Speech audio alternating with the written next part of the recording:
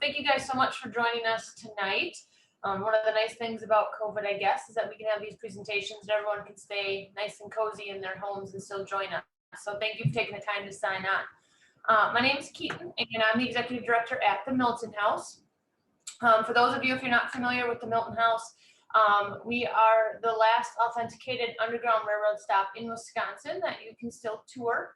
So it's kind of our claim to fame, but the building was actually built by the founder of Milton in 1844. So the structure is from 1844. So we're a nice old building, kind of iconic here in Milton. So Joseph Goodrich was a strong abolitionist. And so when he came to this area and founded his town and built the Milton House, he was also Seventh-day Baptist, and they were strong abolitionists. So he kind of made a town around those beliefs. So he ties in nicely with kind of Bill's topic tonight about Abraham Lincoln and abolitionists. And obviously Lincoln's been getting a lot of attention these days for his views on slavery and racism and stuff like that. And I'm really excited for Bill to be here tonight to give us some insight into Lincoln's views on those things. And as Bill has said, he's going to kind of let Lincoln do the talking tonight. So I'm a big Lincoln buff, so I'm excited to hear this presentation and kind of how it ties in with the abolition history of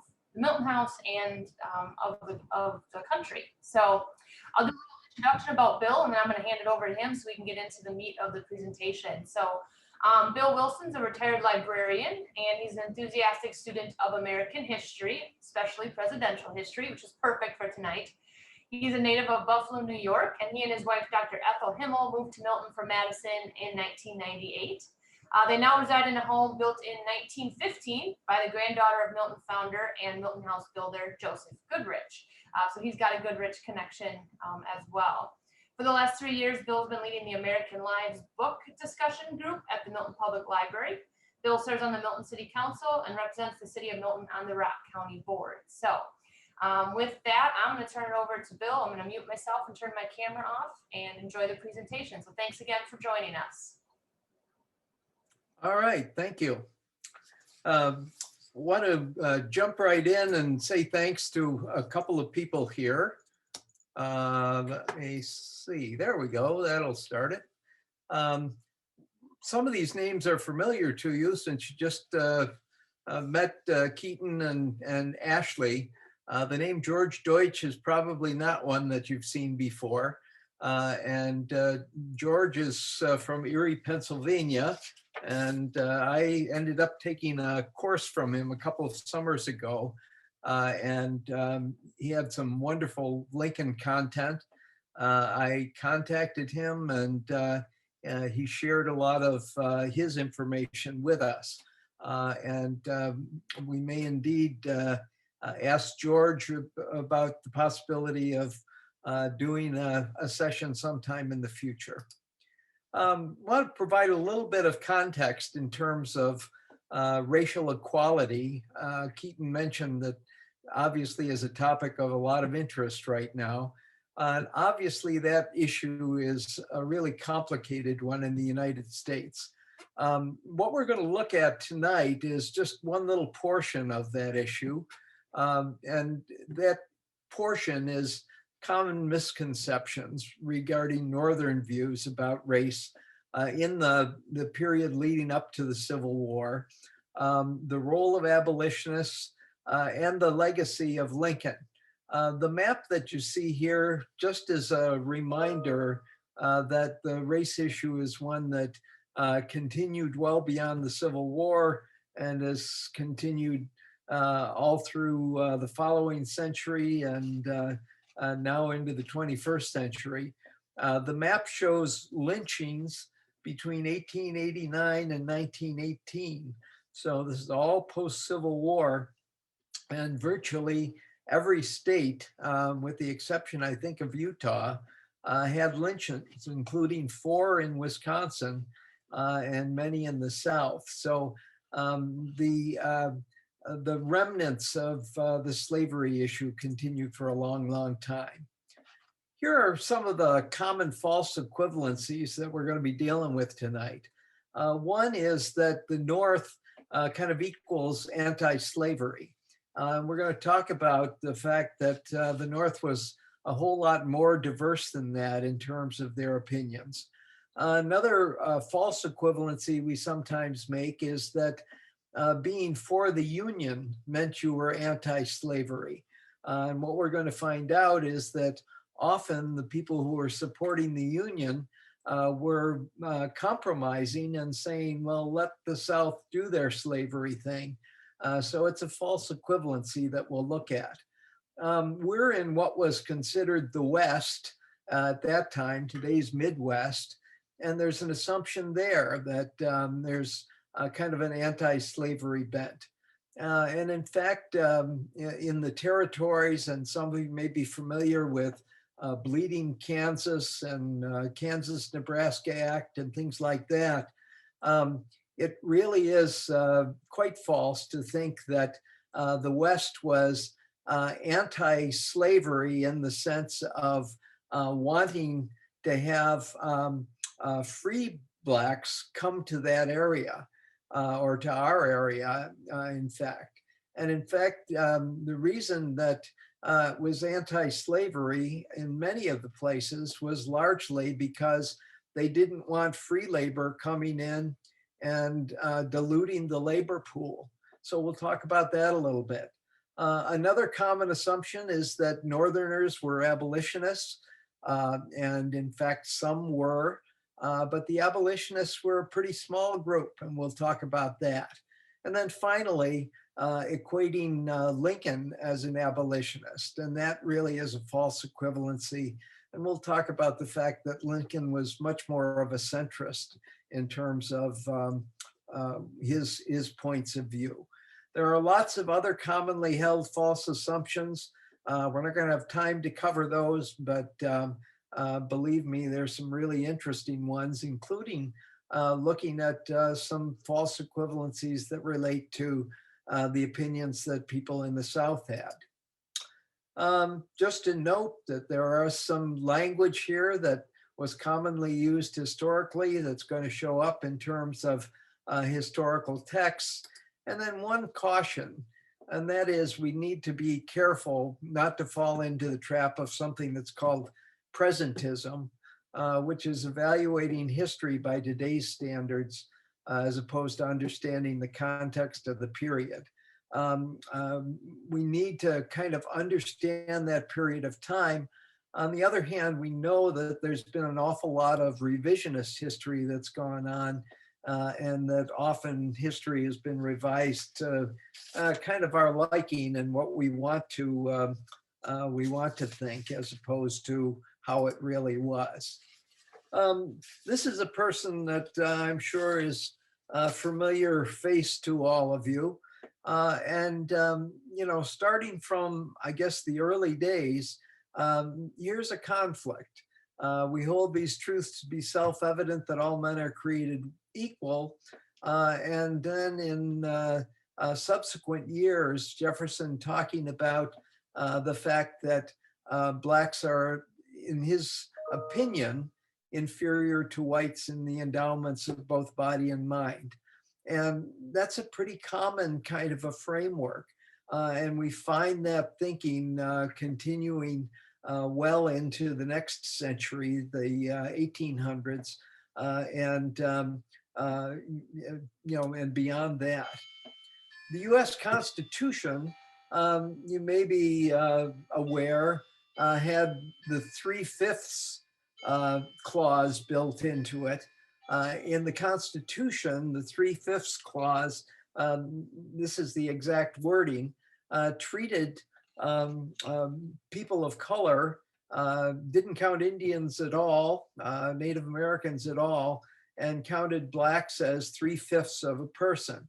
And I think, you know, many of us come to the assumption that somehow that meant that the reason for this was thinking that that 3/5 was a Southern idea, that that Blacks were not worth a full person.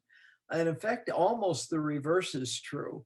The South would have liked to have counted slaves as a whole person, because what they were talking about was representation in Congress. And the number of people translated into the number of seats in Congress. So the Southern point of view really would have been to say, count slaves as full people. On the other hand, they didn't want slaves counted for taxation purposes. And so the reverse was true in that regard. But a real common misconception about that 3/5. It's awful. It was recognized as kind of an awful compromise at the time, but it set the stage for a long, long time. Here's another familiar name, Jefferson Davis. And you may recognize a phrase in here. He talks about the inequality of the white and black races being stamped from the beginning. And there's a well-known, relatively recent book on kind of the historical context of racism called Stamped from the Beginning. A really important book for our reading. And this is where that quote comes from. It really is hard to argue that Jefferson Davis was wrong about this. He was wrong about a lot of things, but there's a lot of support historically for the fact that the government was in fact founded by white men for white men. And the word men is important as well as the word white. A little more context. This is slavery in the Americas and shows when slavery was outlawed. And the darker the red, the later the period of time that it was outlawed. What you're going to see is that the southern United States were almost the last. Brazil comes later in terms of outlawing slavery, but most of South America preceded the southern US. Mexico preceded the United States by decades. You'll see some blues there. Some of the Northeast was early, but note that New York State is green, that slavery persisted in New York. There was gradual abolition in New York. But slavery hung on, and we'll talk about at least one abolitionist that a lot of the abolitionists ended up having New York connections. Another piece of context in terms of a map, and this is a little bit later, 1783, and you'll see that the beginnings of some gradual abolition. Pennsylvania with gradual abolition taking place, New Hampshire gradually. The fact that that northern portion of Maine is gray is because that was disputed territory between the United States and Canada.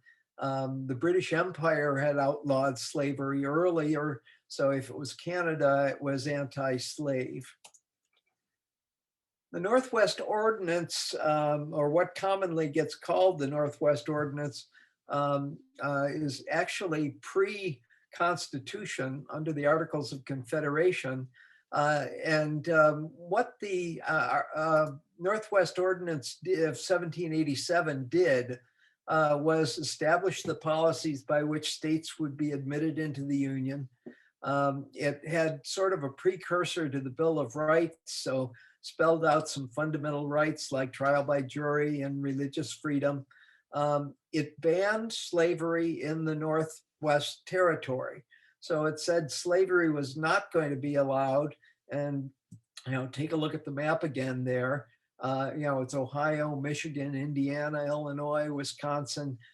Slavery was not going to be allowed in that area.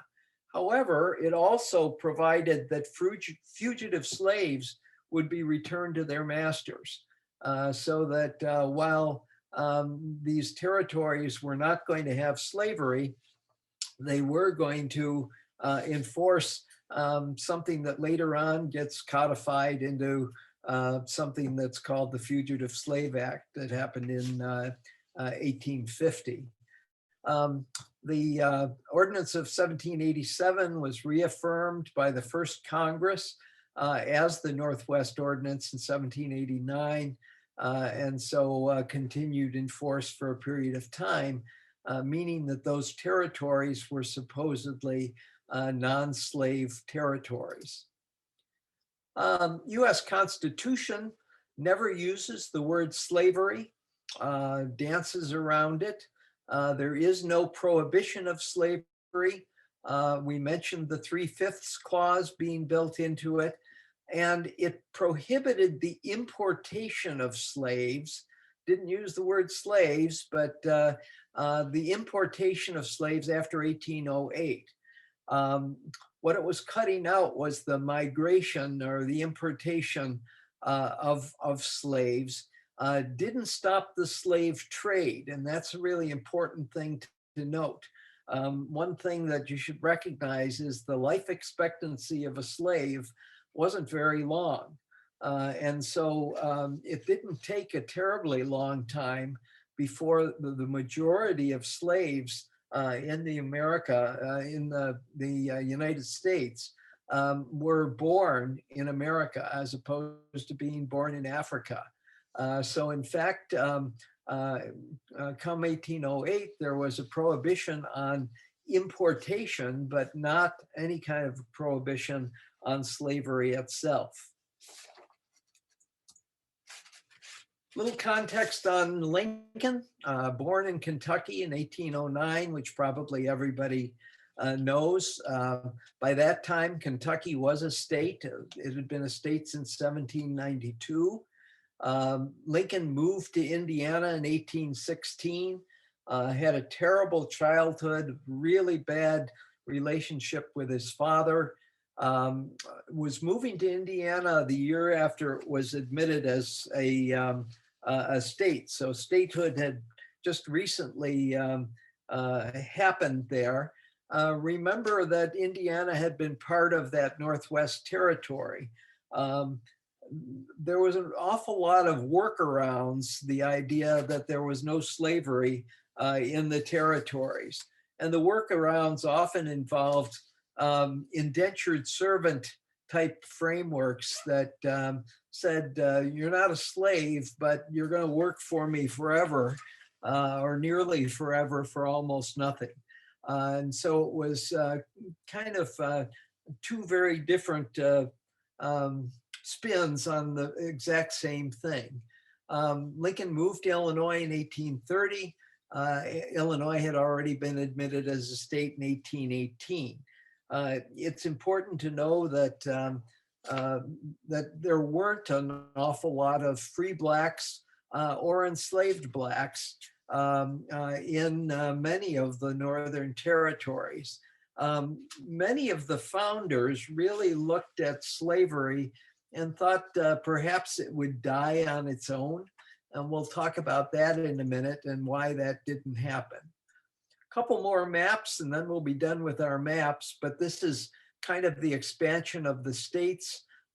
This map has got some dates. You can see 1809 as the Indiana as a separate territory as opposed to being apportioned to the Northwest Territory. By this time, Wisconsin is part of the Illinois Territory. Wisconsin is part of a lot of different named territories for a while. You can see Kentucky as a state in 1792. By the time we get to this 1810, 1835 period of time, we get Illinois as a state. Wisconsin's still not a state. As you know, that didn't happen until 1848. Missouri becomes a state in 1821. And Missouri becomes, the fight over Missouri becomes very, very important, as does the conflict that happens with Kansas and Nebraska. From the beginning, many of the founding fathers really were aware that slavery was going to continue to be an issue. Jefferson phrased it, he said, we have a wolf by the ears and we can neither hold him nor safely let him go. Justice in one scale, self-preservation in the other. This was talking about Missouri and whether Missouri was going to be admitted as a slave state or whether Missouri would be admitted as a free state. And to keep a balance, what happened in 1820 with what is called the Missouri Compromise was that the state of Maine was admitted as a free state, Missouri was admitted as a slave state, and they drew a line that said in the future, north of a certain point, there wasn't going to be, or a certain latitude, there wasn't going to be slavery. But it was recognized that there was going to be an issue that was ongoing. One of the things that we want to point out tonight is that there was no singular northern point of view regarding slavery. And so let's look at some of the views that were there, and we'll start with the one that's kind of a key portion of the title of our program, and that's abolitionists. In the US context, and it should be noted, there have been abolitionists in other countries, notably in England, but in the US, abolitionist gets attached to people who before the Civil War had agitated for the immediate, unconditional, and total abolition of slavery in the United States. That language is important because it makes a distinction between abolitionists and some others. An abolitionist would not have gone along with the idea of gradual abolition, wouldn't go along with the idea of a conditional kind of abolition of slavery. And there are a number of different suggestions for conditions to be placed, and a total abolition. So the abolitionists were really, in a lot of ways, kind of the radicals in terms of, a take no prisoner point of view. One of the early abolitionists, and I looked at this picture and thought, my goodness, it looks like Bernie Sanders and his mittens. You're sitting there. This is John Quincy Adams. John Quincy Adams, of course, had served as the president of the United States, and the son of the second president, John Adams.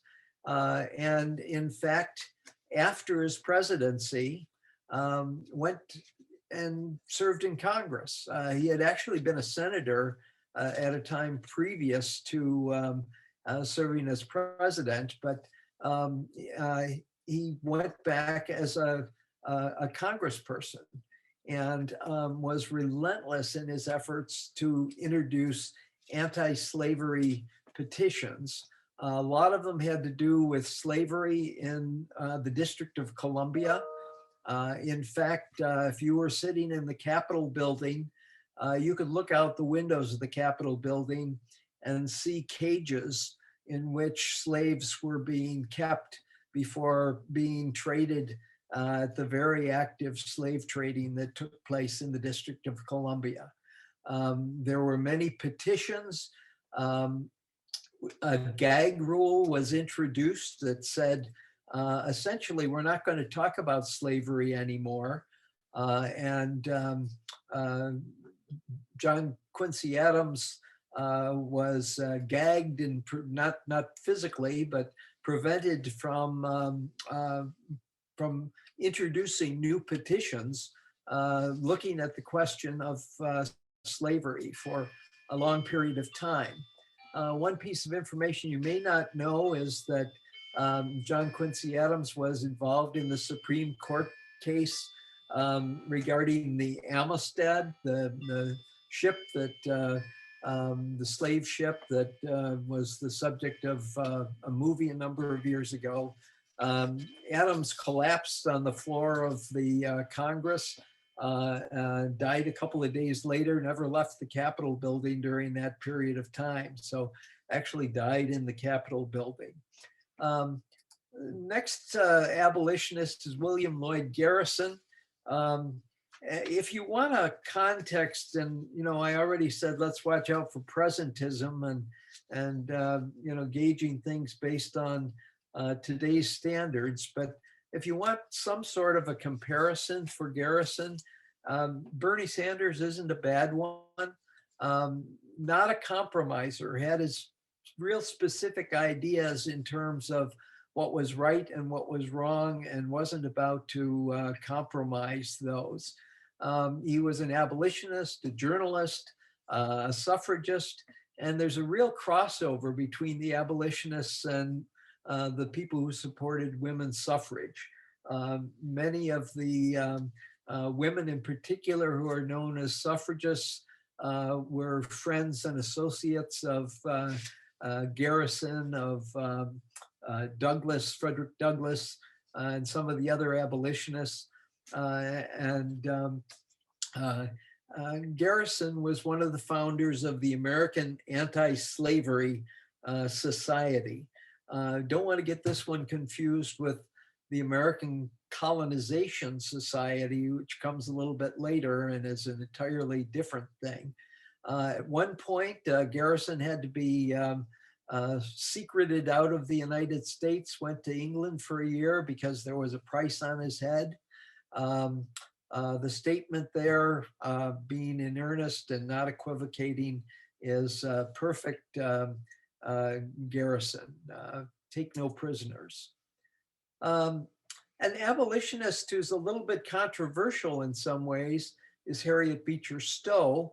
Obviously, you all know that she was the author of Uncle Tom's Cabin. Uncle Tom's Cabin had a profound effect on public opinion regarding slavery. And part of the controversy was, in fact, that Uncle Tom's Cabin ends with George, Eliza, the children and family going back to Africa, or going to Africa. Actually not back to Africa, probably because of that point I made earlier, that most of the slaves by this time had been born in America, had never been to Africa.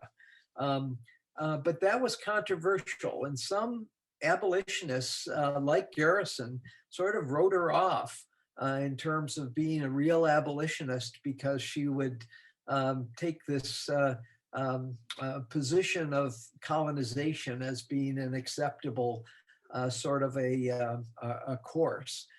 Frederick Douglass said very positive things. What Frederick Douglass recognized about Harriet Beecher Stowe was the fact that her novel probably had a greater impact than many others. There have been recent criticisms of Frederick Douglass for kind of taking Harriet Beecher Stowe's side on this, really based on the idea that it was saying white people are going to solve the black man's problem, and that Frederick Douglass should have said that the black man is going to solve, or the black person is going to solve the issue that relates to slavery. When Abraham Lincoln met Stowe in 1862, so 1862 recognized that we're into the Civil War. When he met Stowe, he purportedly said, "So you're the little woman who wrote the book that started this great war." Here's an abolitionist that you probably haven't heard of, Elijah P. Lovejoy. If you have, had he not been martyred, you probably would know a lot about him, but see that he had a relatively short life. He was a Midwestern abolitionist, had set up a press, and more than once had his printing press thrown in the Mississippi River. Eventually, mob killed him because he was importing a new printing press, and he was killed. John Quincy Adams said of his murder, it was a shock as an earthquake through the country. At the time, people knew Elijah P. Lovejoy, knew his name, and treated him as a kind of a martyr to the abolitionist cause. Other abolitionists, Sojourner Truth. One of the important things, we're not going to spend a lot of time, I'm not going to read through this. You can have a copy of this and look at some of the pieces of information, but an absolutely fearless woman. And one of the really important things I think to recognize was Sojourner Truth was not a Southern slave. She was a slave in New York, very different kind of a context. She ended up being a preacher and an orator, and involved with people like Garrison. Frederick Douglass was a nationally known speaker and an advocate for both abolition and women's suffrage. Frederick Douglass, probably recognize him, although you may not recognize this picture. You know, most of us have seen the bearded picture of Douglass as an older man, but he was a striking figure, largely self-taught, had a newspaper, another one of the New York abolitionists, and another one of the people who was also very involved in the suffrage movement. The Grimke sisters, you may not be aware of, but their claim to fame is they were from a Southern wealthy slaveholding family. And so they grew up among the slaves and in a slave framework, left and headed north, became writers and educators. Again, interacted with a lot of the prominent other prominent abolitionists. And I really like the quote from Angelina. Angelina is the younger sister by a good number of years. She wrote something called An Appeal to the Christian Women of the South. And one of the things she said is, I know you did not make the laws, but I also know that you're the wives and mothers, the sisters and daughters of those who do. And if you really suppose you can do nothing to overthrow slavery, you're greatly mistaken. I think one of the things that we want to recognize about abolitionists is abolitionists acted on their beliefs, whether it was John Quincy Adams, whether it was Lovejoy being actually killed. It was not easy to be an abolitionist. And even in Milton, Wisconsin, and the Seventh-day Baptists and our own Joseph Goodrich, abolitionists were really viewed by the majority of Northern society as being pretty radical, as being kind of the fringe, the folks that would not compromise on things that most people felt inclined to compromise about. Some other abolitionists, Harriet Tubman, John Brown, there's a whole big list, but you can note that I'm saying Abraham Lincoln was not an abolitionist. So Lincoln is not among the abolitionists, and we're going to kind of explore where Lincoln fits in relation to the abolitionists. We're not going to spend much time on Southern views of slavery, but here's one that we're pretty sure Lincoln didn't embrace. It comes from John C. Calhoun, and he purported that slavery was a moral good, essentially that these poor slaves were being given food to eat and a roof over their head, and that in fact there was a moral good that came from being a slave. I know that when I first started exploring this period of time, you know, my schooling kind of led me to believe that John C. Calhoun was sort of one of those almost a redneck kind of an idea around John C. Calhoun. In fact, John C. Calhoun was educated at Yale, educated in the classics, a very educated man, a gifted orator. But of course, Calhoun becomes one of the principal secessionists and kind of key to the breaking apart of the Union.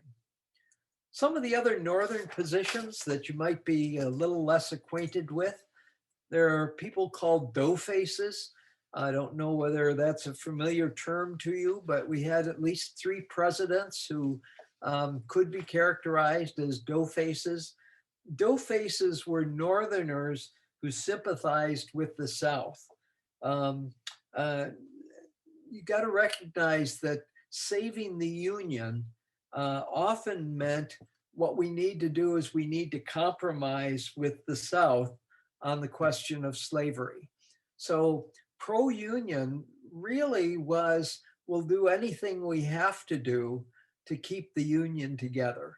And so the idea that that pro-union meant anti-slavery is really a far stretch, just simply not true.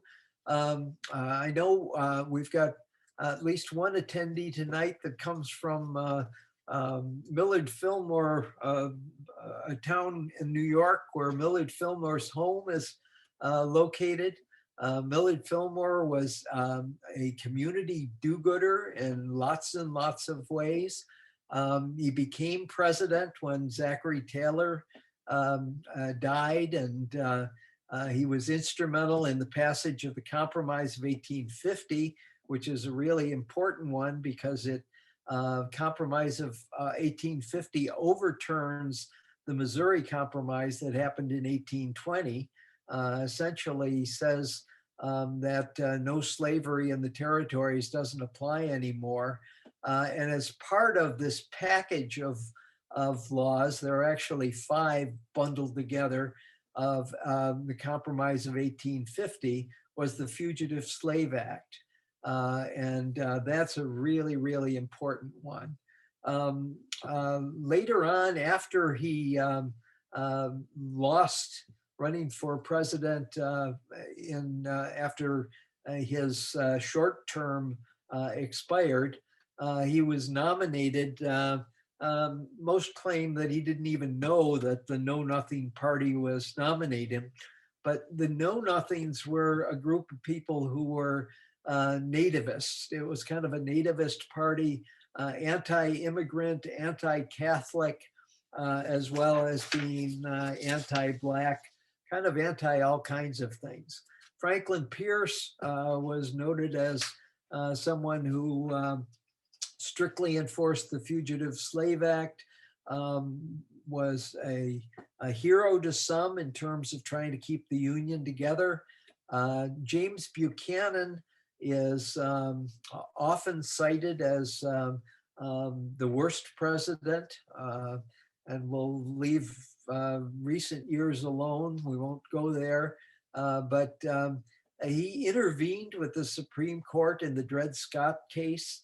Essentially, the Dred Scott case said that Blacks weren't really people and didn't have any protections under law. And he intervened with then Judge Tawney, the Chief Justice of the Supreme Court, to make sure that that case went in that direction. He also engineered an attempt to bring Kansas into the Union as a slave state, and the bleeding Kansas and the whole Kansas-Nebraska thing happened under Franklin Pierce and James Buchanan. A couple of other doughfaces, Congress and Senate. Jesse Bright is important in terms of being the only Northern senator who was expelled from the Senate for treason, for being a Confederate sympathizer. There were a lot of factions that went on, and so consequently lots of Northern points of view that were represented. Another one were Copperheads or Peace Democrats.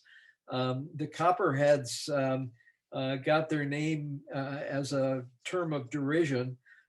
People called them Copperheads, referring to the venomous snake, but they sort of embraced the name, grabbed some large pennies, copper pennies, cut out Lady Liberty's head and wore them as a sign of honor around their neck, and kind of wore the Copperhead name.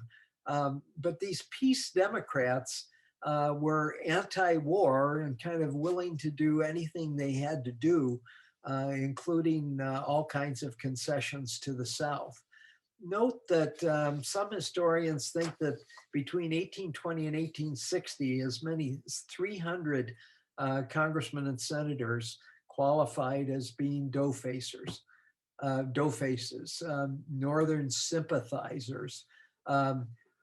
Charles Gordon Atherton is on here because he authored the gag rule aimed at John Quincy Adams. Stephen Douglas isn't on everybody's list as a dough-face, but Lincoln characterized him as the worst dough-face of them all. He beat Lincoln in the US Senate race. I think a lot of people think about Lincoln-Douglas debates and don't get to the point of recognizing that it was Douglas, not Lincoln, that went to Senate at the end.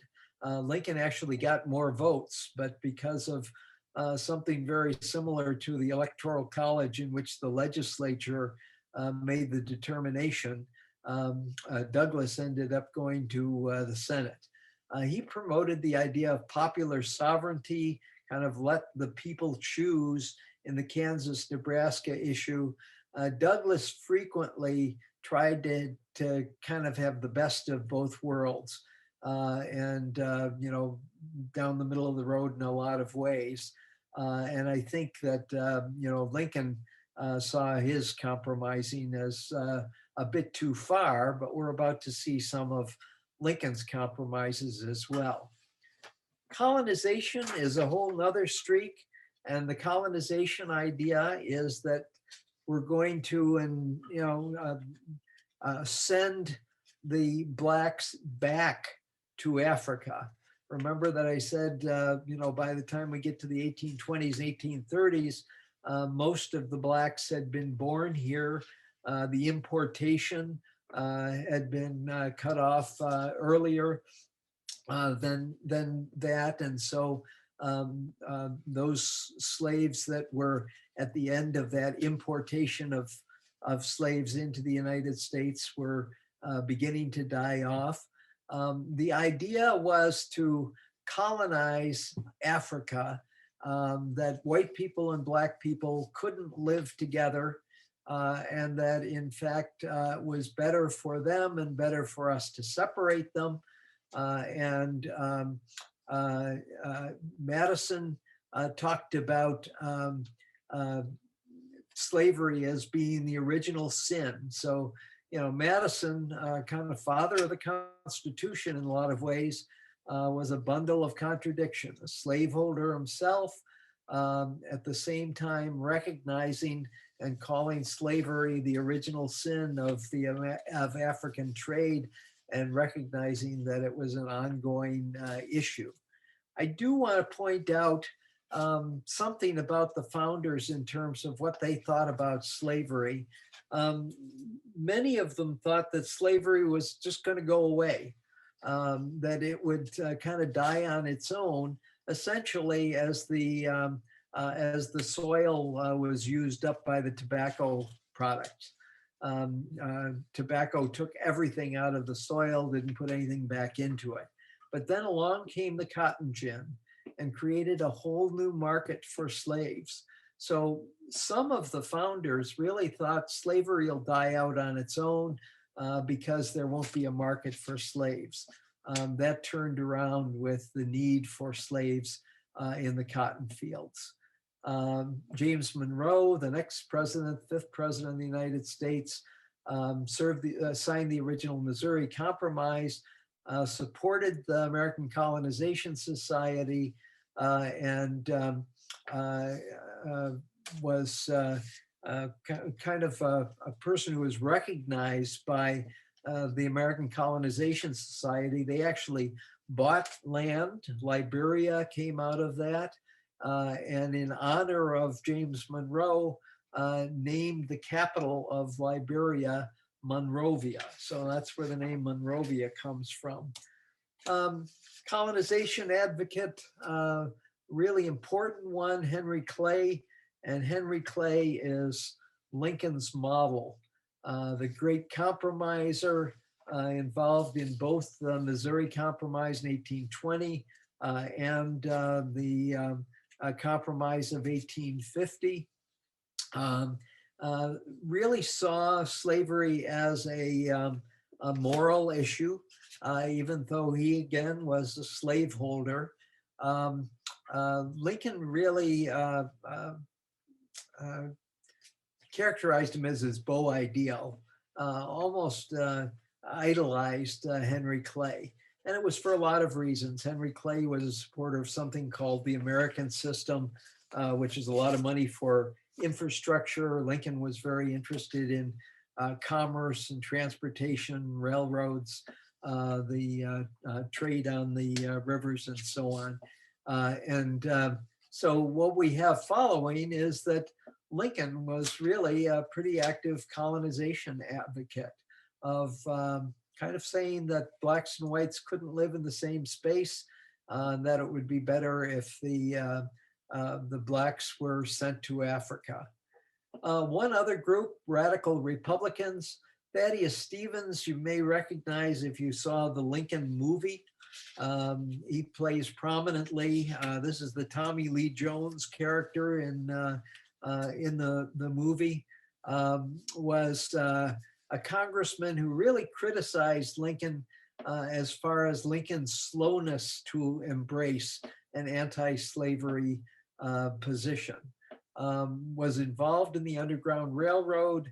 Like the Milton House, there was a tunnel that was found in 2003 that led to a hidden cistern.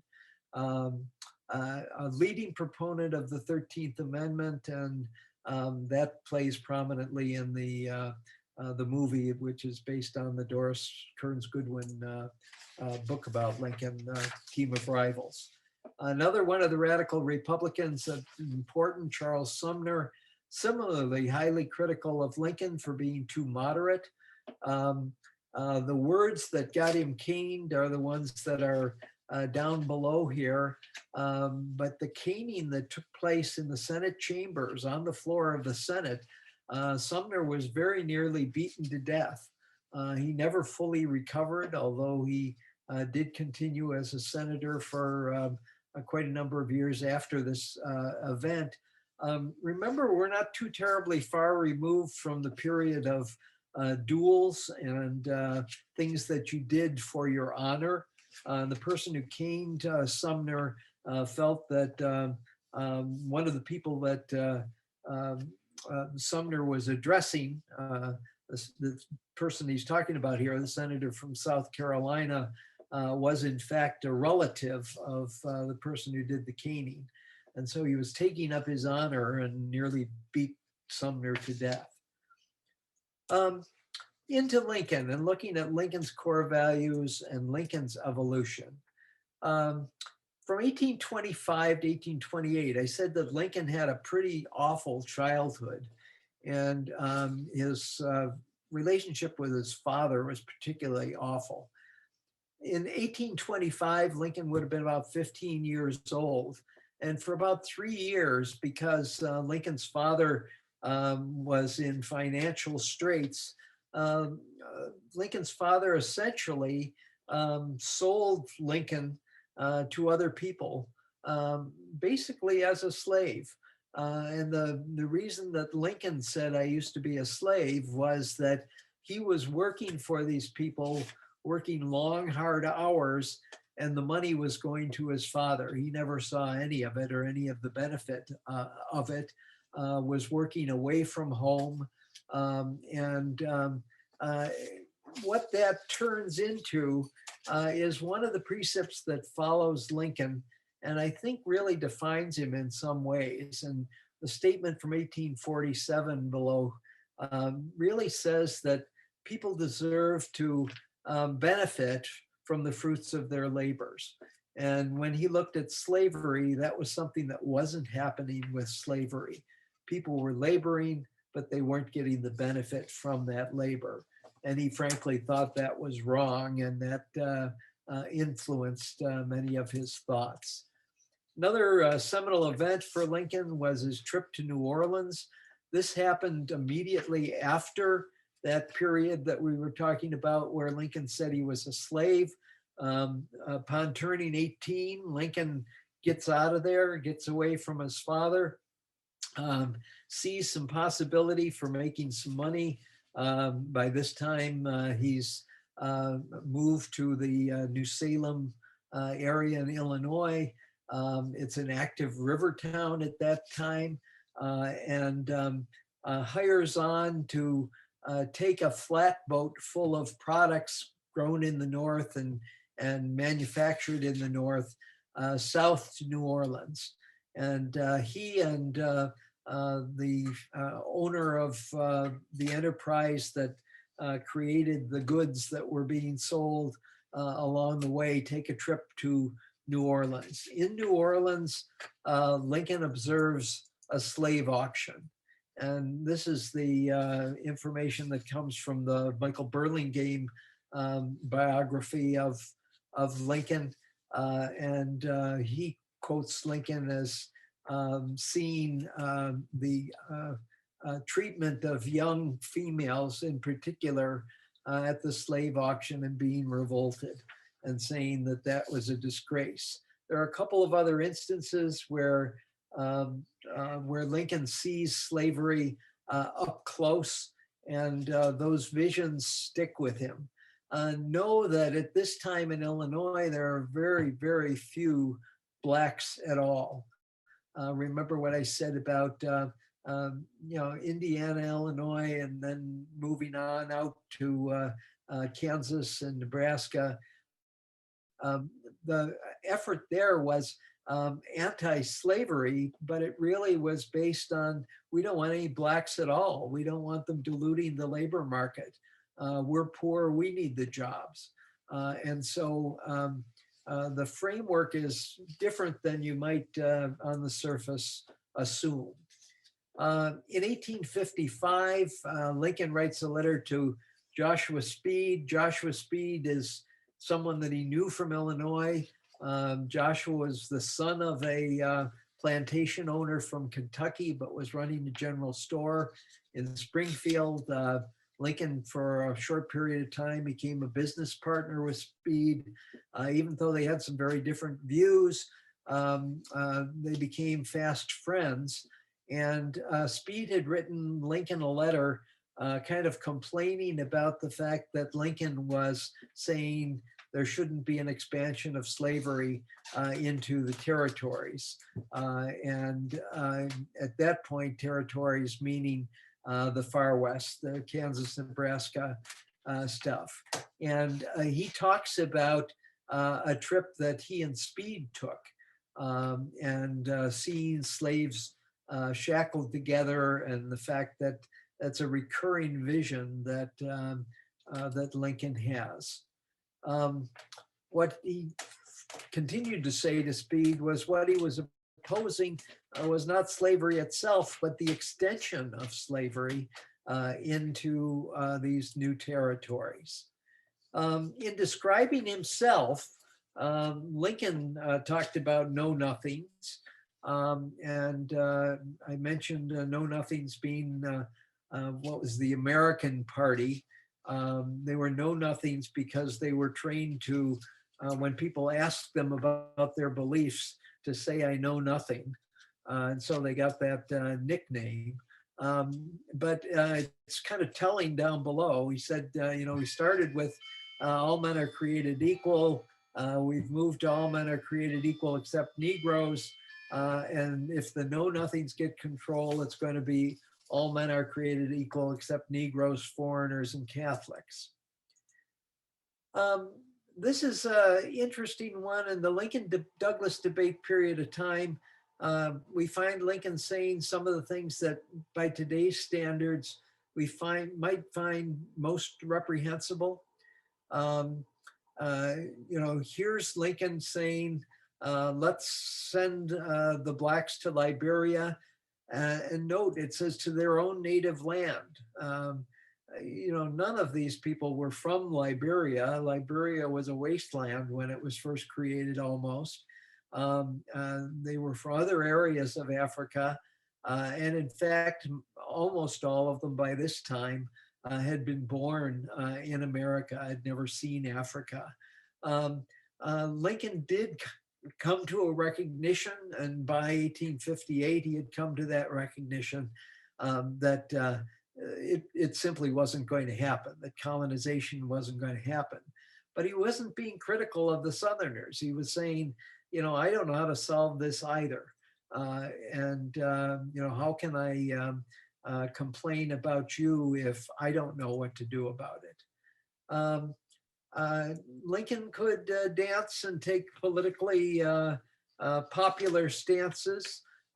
This is the Lincoln-Douglas debate in Charleston, Illinois, just a short time after the one in Ottawa. Some awful stuff here. I will say that I'm not, nor ever have been, in favor of bringing about in any way the social and political equality of the white and black races to the applause of the crowd, or of making voters and jurors of Negroes and so on. So some pretty awful things, and a clear statement that living together is something that probably isn't going to work. Further from Charleston, Illinois, he talks about the relationship. A whole nother thread that goes through this is the idea of amalgamation, and people thinking we don't want an intermixture of the races. And here, Lincoln is kind of weighing in the non-amalgamation kind of a framework, but saying, people can have slaves without the amalgamation taking place. Cooper Union or Cooper Institute speech in 1860. So this is just shortly before Lincoln is elected president. Essentially talks about the Constitution and says the Constitution doesn't give us certain authorities, but it doesn't say that we can't control slavery in the federal territories. And so Lincoln was making the case that the Constitution did allow saying no slavery moving further west and into those other areas. The other thing I'd ask you to do is take a look at Lincoln's picture here, at what he looked like in 1860. This is a photo from 1860. And another one, wrong as we think slavery is, we can yet afford to let it alone where it is. And again, casting his lot not with let's get rid of slavery everywhere, not the abolitionist position, but rather the position of no spread into the national territories. His first inauguration address, note that not too much longer after Cooper Union, he's grown his beard as the result of a suggestion of a little girl in Westfield, New York. But he says, I declare that I have no purpose, directly or indirectly, to interfere with the institution of slavery in the states where it exists. He has no lawful right to do so and no inclination to do so. So trying to hold the Union together, well aware that the South is about to split off or is in the process of splitting off because of his election. Says one section of our country believes slavery is right and ought to be extended. The other believes it's wrong and ought not to be extended. That's the dispute. That's the substantial dispute. Talk about what the Constitution says yes and no to, and essentially says there's a lot of things that the Constitution isn't clear on. And Lincoln subsequently uses some of those gray areas in the Constitution, and in a few areas kind of acts on his own in a way that kind of ignores the Constitution, habeas corpus being the a primary example. First inauguration address closes with an appeal for friendship and talking about union, trying to appeal to the better angels of our nature. Evidently, the better angels did not prevail because the war is soon upon us. This is a letter to Horace Greeley, the newspaper person. Greeley was also an elected official, served in Congress, ran for president subsequently.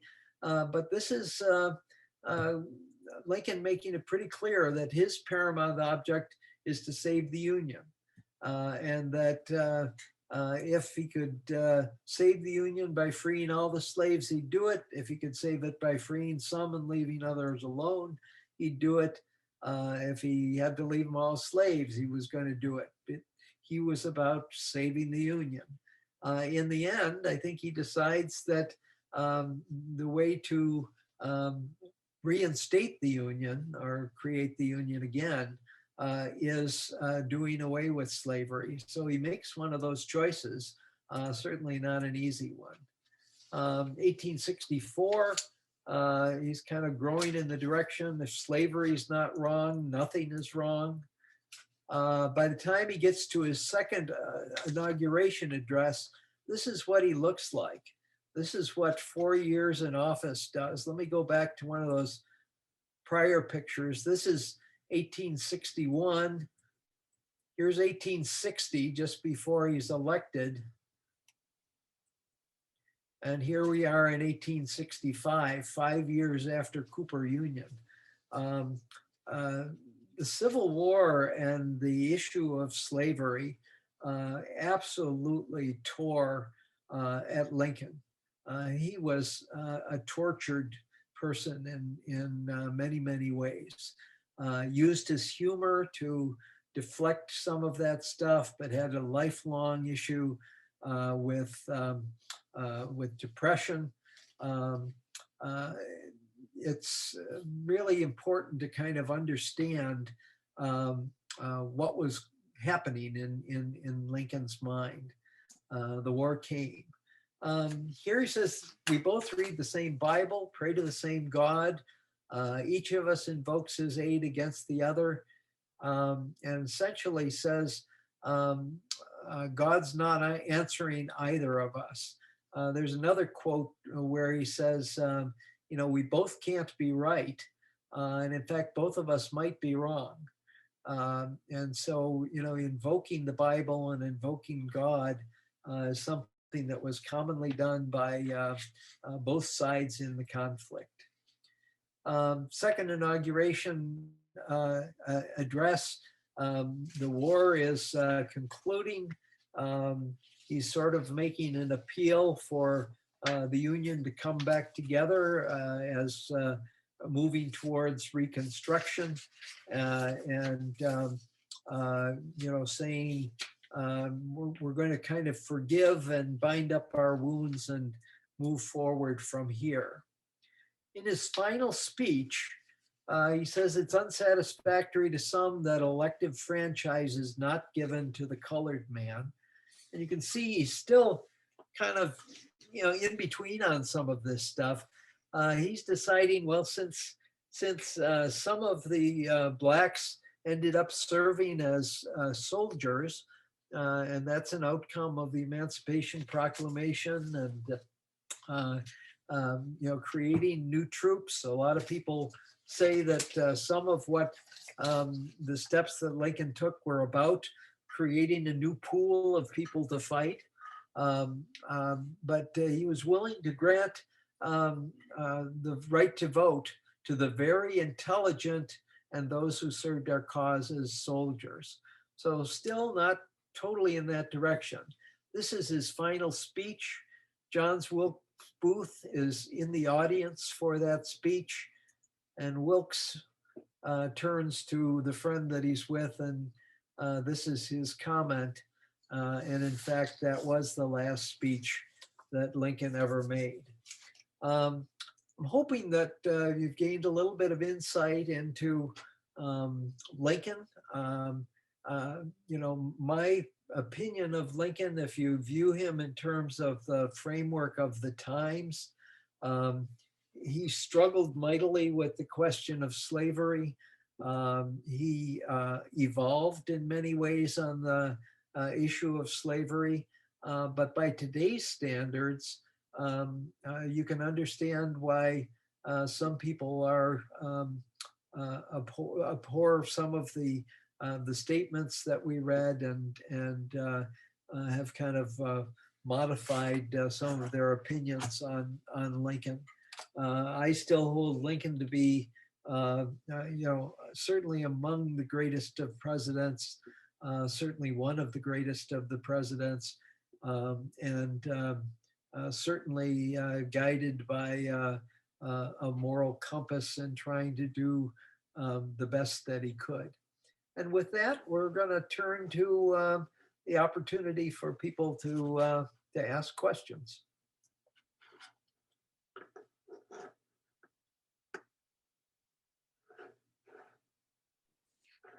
There are no questions in the chat, so if anybody wants to unmute themselves and ask a question, you can go ahead. Questions?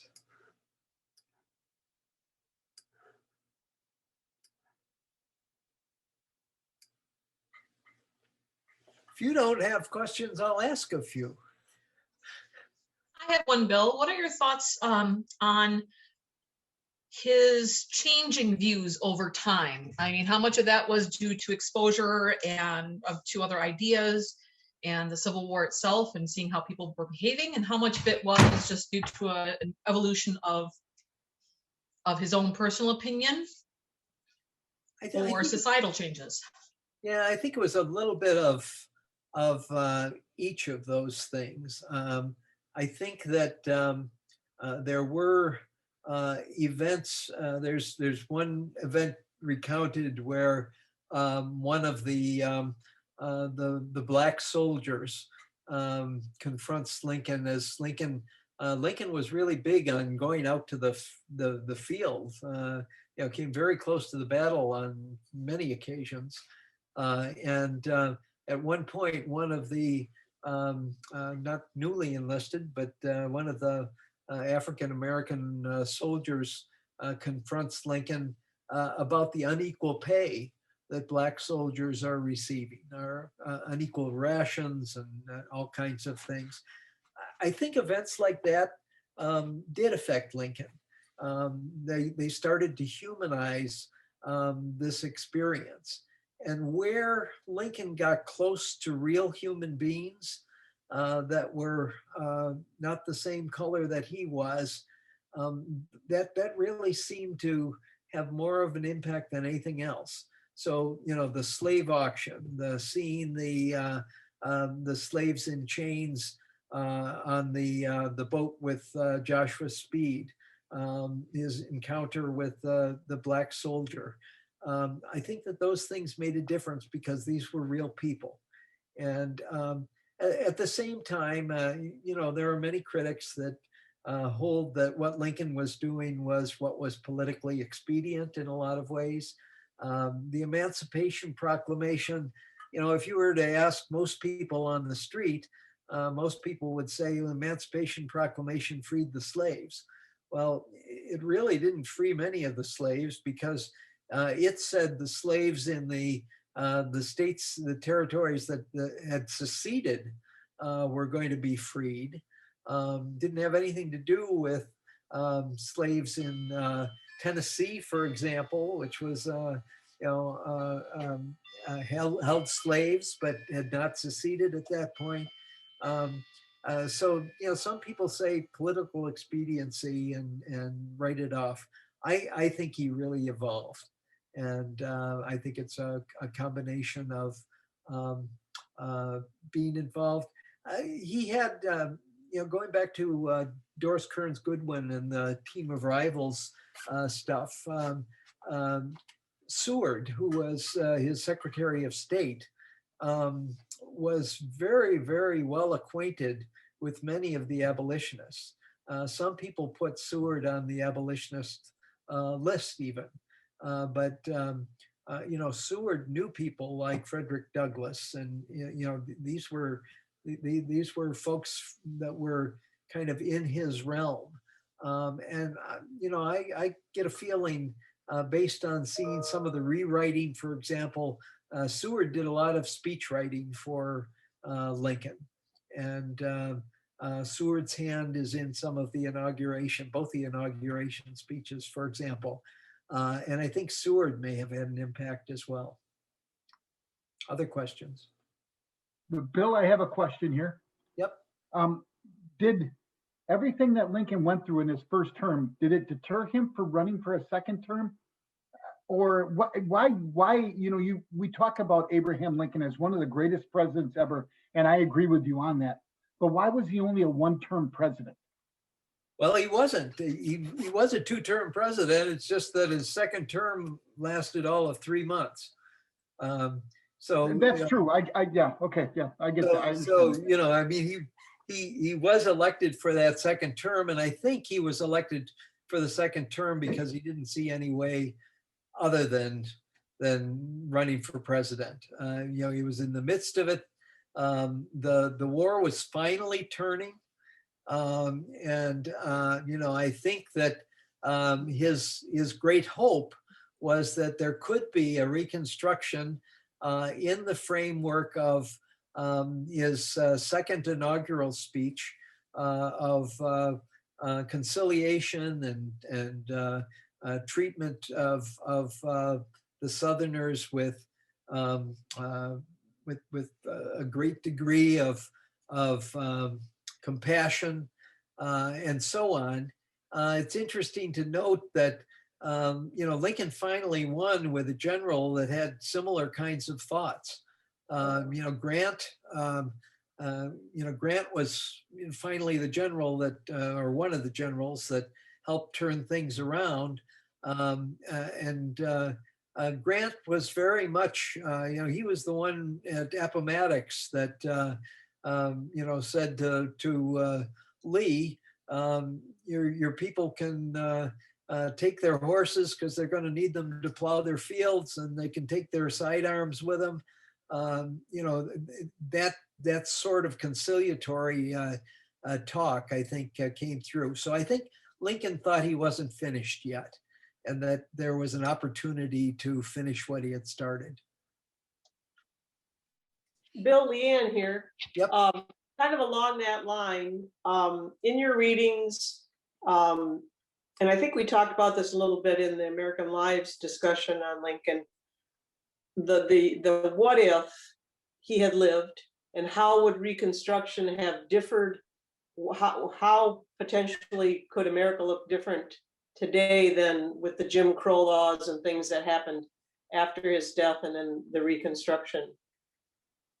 My opinion is that it wouldn't have gone well, but it couldn't have gone as badly as it did under Johnson, who followed him. Andrew Johnson was a disaster in overturning much of what Lincoln did. And remember that Andrew Johnson was not the vice president during the first term. Hannibal Hamlin from Maine was the first vice president for the first 4 years. The reason that Johnson was picked was that Johnson had the Tennessee connection, and it was putting on the ticket someone that could appeal to some Southerners. Well, Johnson turned out to appeal a lot to the Southern point of view, quickly slavery in one name became slavery with a different kind of a name, because all of the hopes sort of were dashed. Grant turned that a bit for a period of time, under Grant, the first iteration of the Ku Klux Klan pretty much got wiped out, for example, so that lynchings went went way down under the Grant administration. I think things would have been different, but I can't see that they would have gone well. Reconstruction still would have been a mess because there are some comments that come from the South that essentially say, you may have beat us, but you haven't beat us. Okay, thank you. Yeah, the fighting has only stopped for a little while, right? Yep. So we have a question in the chat. How Okay. did abolitionists view Lincoln? Was there a lot of direct criticism? I think abolitionists were critical of Lincoln. The folks that we portrayed as radical Republicans were a little bit later, but it was, a similar kind of thing. The abolitionists would have had trouble with Lincoln over the colonization idea. That was a real bugaboo for the abolitionists, the idea that we were going to send blacks back to Africa. If you took that point of view, you were being disingenuous and you didn't really mean it. There's a whole negative undertone. We threw up some of the colonization people. And, I think Henry Clay was probably sincere about colonization and thinking that it was a good and moral thing to do. But there were other people that bought into the colonization idea that had very different kinds of motives. Some of them slave owners themselves. What the proposals of the Colonization Society were to send free blacks to Liberia and in some cases to Haiti. There were a number of different sites that were identified for relocating blacks. But there were slave owners that belonged to the Colonization Society, and their idea was, this is a good thing. We can do two things. We can ship off all the troublemakers. So we can take all of these free black rabble rousers and get them out of the country. And the other thing that we might do is that we would take away the example, because most of the colonization efforts were directed at free men, at blacks who were already out of slavery. That what we might do is remove the freemen that are giving our slaves bad ideas about the fact they can have freedom. So the colonization thing was sort of anathema to the abolitionists. And, I think Lincoln probably got painted with that brush a bit. There's a very interesting book that I mentioned and used for part of what we put together here. Author's name is Kaplan, and it's called Lincoln and the Abolitionists. I used the title here. Lincoln and John Quincy Adams served for a short while in Congress together. So Lincoln was a congressman from Illinois at the very end, and may in fact have been in Congress the day that John Quincy Adams died. I'm not sure on that, but it would have been right toward the end of John Quincy Adams' life. There really is nothing that shows that John Quincy Adams and Lincoln interacted or talked about abolitionism.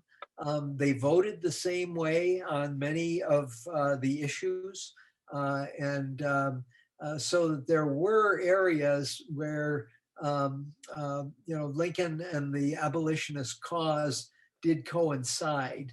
But I think the abolitionists in general are pretty skeptical of Lincoln and probably looked at him the same way those radical Republicans did. This is a no-brainer, should be anti-slavery, and we can't figure out why you're being so slow about getting to that point. I have another question. Do you think that the common misconception of Northerners being anti-slavery and anti-racist started at a certain point in time? If it did, I can't identify a time.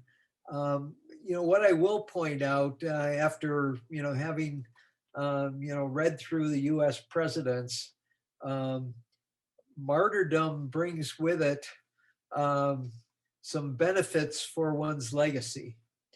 One of the things in addressing Leanne's question about how would things have been different if Lincoln hadn't been assassinated, one of the things is Lincoln probably wouldn't be as high on our list of presidents as he is.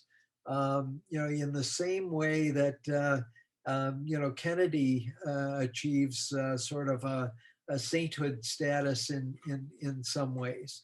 I don't know where that turn was made, but it was pretty easy. There is one thing that I read that I'll cite, and that is that Lincoln was assassinated on April 12th, I think.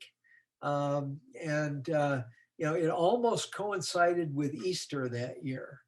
And a lot of the editorial cartoons and a lot of the things, showed Lincoln going to heaven. Lincoln was sainted by some immediately following his assassination. And so, if there is a point where that kind of stuff starts, maybe that's it.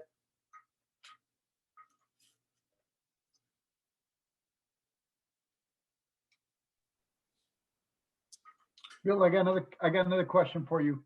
Okay. I live out here in Whitewater, Yep. and Whitewater was known as a place where we harbored slaves. Under our public library, had a lot of tunnels and everything.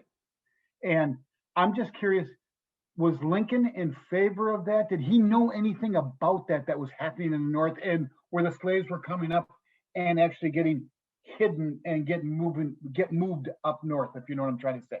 Yeah, everything that Lincoln said, or most of what Lincoln said, was supportive of the fact that the fugitive slave law is the law, and I've taken an oath to obey the law. And so Lincoln certainly wasn't vocal about harboring slaves.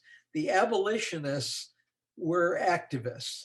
If there's one common theme that goes through those folks I put up as abolitionists, and it would be true of Joseph Goodrich and Milton, and true of some of the abolitionists in Cincinnati and other places. If there's one common characteristic, it's that they were activists. They were willing to really to risk their own lives, and in some case, in the case of Lovejoy, to give his life, come pretty darn close in some others. John Brown, of course, another example of, kind of going to the ultimate sacrifice, I guess. Lincoln was more the moderate than that. And I don't know that had a slave shown up at Lincoln's door where he was staying to do the Gettysburg Address, whether Lincoln would have, harbored that person or called the marshal. He was much more of a centrist. Thank you. Others.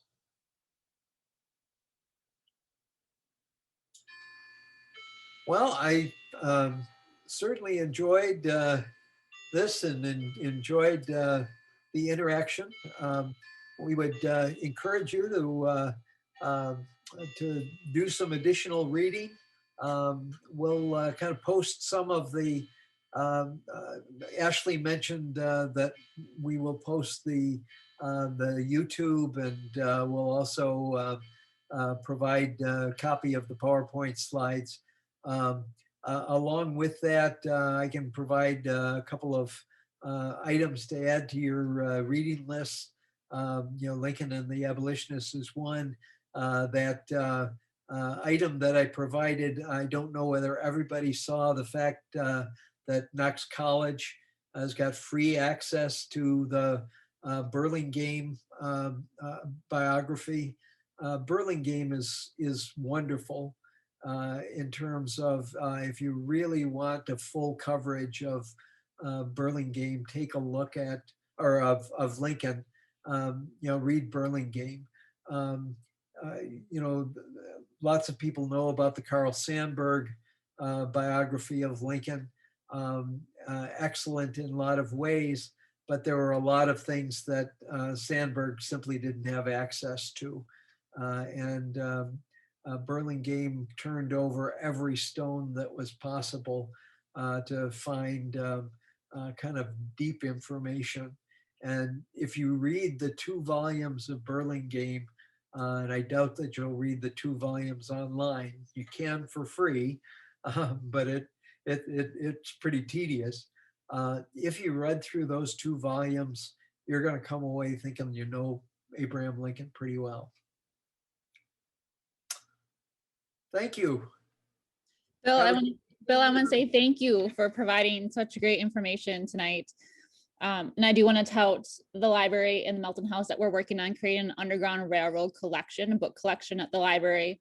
So we'll be able to kind of learn more about that and the connection with Milton and the Underground Railroad. And every second Tuesday of the month at the Milton Public Library, now virtually at the Milton Public Library, but I don't know, come June or July, something like that, we'll probably get back to meeting in person. Our American Lives book discussion group hasn't missed a meeting.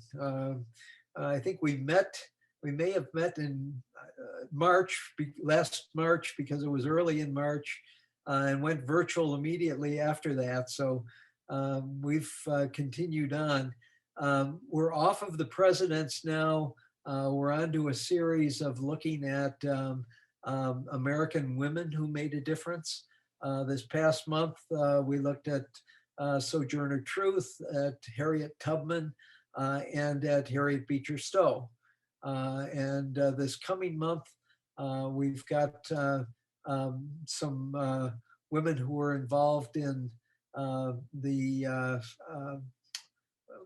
early African-American activism, as well as labor. So some very, very interesting people. And our book group is kind of an unconventional one.